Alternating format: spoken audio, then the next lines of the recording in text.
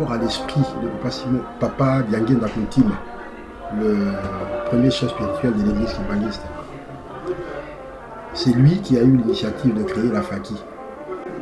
C'était en 1957 que la Faki a dû commencer, sous la personne de Papa Massala Antoine. Il y avait lui, il y avait Papa Jean Kalamvouila, le chauffeur à Papa. Il y avait Papa Tekasala Pierre, c'est mon père. Et après, il y avait Papa Mvoulou Victor. Donc, ils étaient au nombre de 4. Les gens qui leur ont appris à jouer, il y avait Papa Jean Ster et Papa Moïse. Moi, je les ai connus, ces papas-là, parce que mon père me les avait montrés. Ils ont commencé tous les 4. Et à un moment donné, Papa Mfumalongo, il voulait entendre ce qu'ils ont fait comme début. Comme début de ce qu'ils ont fait, quoi. Donc, ce qu'ils ont appris avec... il y avait un papa. Ils n'étaient pas kimbanguistes parce qu'ils ont... Passez-moi le terme. Je ne sais pas si c'est bon à dire ou pas, mais bon. Ils ont commencé dans un bar. Ça s'appelait Zeka Bar. C'est là où ils ont commencé.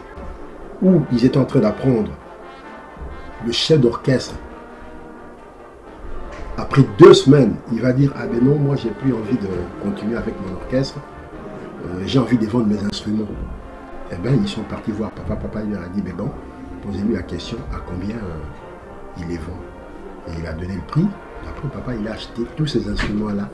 Donc, c'est comme ça que ce groupe-là, ou cet orchestre-là, chez Zekabar, a dû terminer. Et du coup, ils n'étaient plus au bar. Donc, ils sont partis du bar que par cette astuce-là. Donc, c'est bon, c'est Papa Mfumalongo qui avait, Papa Diangué, c'est lui qui avait monté cette astuce-là, spirituellement. Parce que c'est des trucs que papa, il montait par rapport à lui. Maman Mikala, pour la première fois, quand il a vu la Faki, il a dit, ah, mais ça, on avait vu des visions en 1951, quand ils étaient encore en relégation. Ils ont vu en réalité, donc en chair et en os, les gens en train de jouer ce qu'eux, ils ont vu en 1951 à Loa. Donc c'est un groupe d'évangélisation, c'est pour évangéliser le nom de Papa Simon Kimbangu. Papa nous avait dit que nous sommes en train de propager le nom ou la voix de son père. Quelle est la voie, quel est le canal par lequel vous passez pour faire cette mission? Nos instruments. D'accord, donc vous les voilà, à travers la musique. À travers la musique. Et c'est voilà l'instrument que nous utilisons. Donc c'est nos instruments que vous voyez, les trompettes, les trombones, les barytons et tout. D'accord, donc vous avez essentiellement des instruments, que des cuivres, que des instruments avant, c'est ça? Que des instruments avant parce que c'est la fanfare évidemment. Quand on va quelque part, nous, on ne va pas tout simplement prester où il y a des cérémonies kimbanguistes. On va dans des cérémonies de non-kimbanguistes, dans des cérémonies de l'État, même ici en France. Mais quand on est en train de jouer, les gens ils sont curieux de savoir, mais qui sont ceux-là? Mais c'est quoi ce groupe-là? Et c'est là où ils vont entendre pour la première fois le nom de Simon Kimbangu. Il y a beaucoup de gens qui ne connaissent pas ce nom-là. Mais Kimbangu, c'est quoi? C'est où? Et c'est comme ça qu'on arrive à relater un tout petit peu. Et voilà, les gens ils ont l'idée, mais votre adresse? Comme cela, à partir de là, ils peuvent venir et voilà, c'est renseigné par rapport à ça. Donc c'est vraiment une très grande évangélisation. Mais évidemment, ici en France, quand la Faki avait commencé, moi, je n'étais pas encore ici en France. J'étais encore à Kinshasa.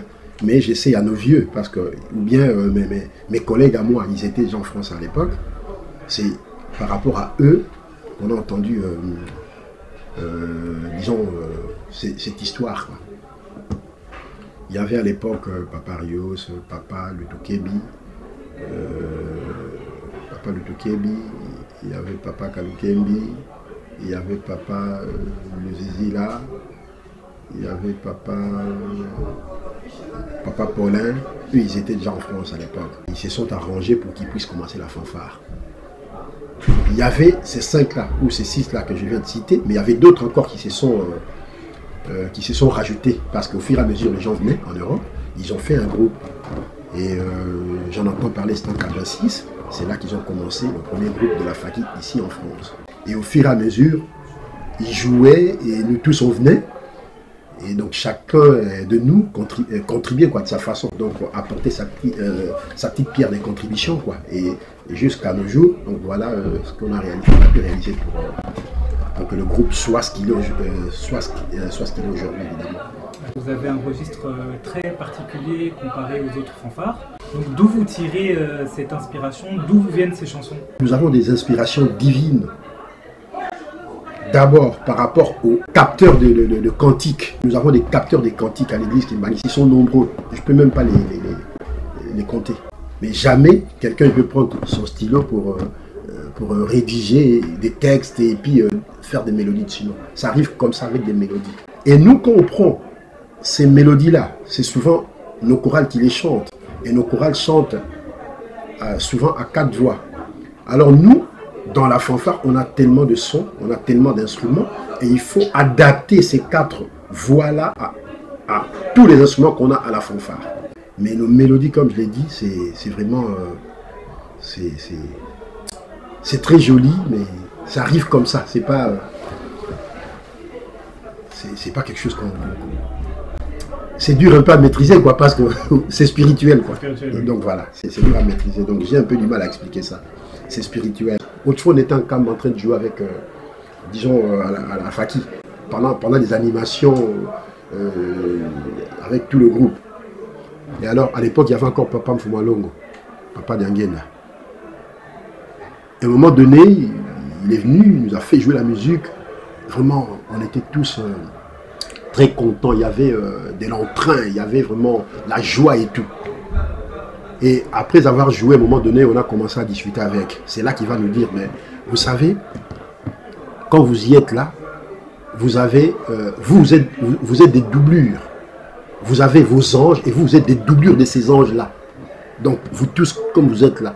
Et quand vous êtes en train de jouer, il y a des moments où on est humain, on a beaucoup de problèmes, on a de péchés, on a beaucoup d'iniquités et tout. Et alors, il nous arrive des fois, on n'est pas bien, on capte difficilement les mélodies des anges. Ça, c'est Papa qui nous le dit. Donc, on les capte difficilement quand on n'est pas prêt. Alors lui, il nous a toujours dit, moi je vous demande toujours d'être prêt. Quand je dis être prêt, veut dire qu'on ne fasse pas trop de péché, quoi. Donc qu'on arrive à se contrôler pour qu'on ne fasse pas du n'importe quoi. Et en ce moment-là, on est prêt à capter les mélodies des anges. Et Papa, il nous dit, moi je vous ai toujours dit d'être prêt. Parce que quand vous êtes prêt, il y a vos anges qui sont là. Quand vous êtes en train de jouer, ils disent, ah, c'est très joli. Et automatiquement, quand tu fais un très joli truc, où il descend directement. Il vient, il s'introduit en toi. Quand il s'introduit, en ce moment-là, tu ne ressens plus rien. Tu vas commencer à faire des trucs incroyables. Notre tenue, elle a 2 couleurs, c'est le vert et puis le blanc. Le blanc, c'est la pureté de l'âme. Et le vert, c'est l'espoir. La Faki, c'est pas à tout moment. On peut mettre autre vert blanc, mais pas notre tenue des galas. Ça, c'est une tenue des galas. Donc ça se porte que circonstanciellement. Cet événement, c'est un grand événement. Et je demande à tous les musiciens qui se préparent, parce que c'est comme Papa il nous le disait à tout moment, que nous devons toujours nous préparer quand nous avons des gros événements à l'église. Pourquoi? Parce que ce jour-là, le ciel est ouvert. Et si jamais tu demandes quelque chose, hein, tu t'y mets à fond, mais réellement, véritablement, à fond, avec de prières et tout, eh bien, tu auras la réponse par rapport à ta demande. Ça, c'est Papa lui-même qui nous le disait. Et surtout, cet événement de centenaire, moi, par exemple, ce sera le premier et ce sera aussi le dernier. Donc, j'espère tout le monde de ma génération. Donc il va être comme moi aussi. Donc, il n'aura peut-être plus le temps de revivre encore une autre. Donc, voilà, nous sommes obligés de faire ce que Papa nous avait demandé.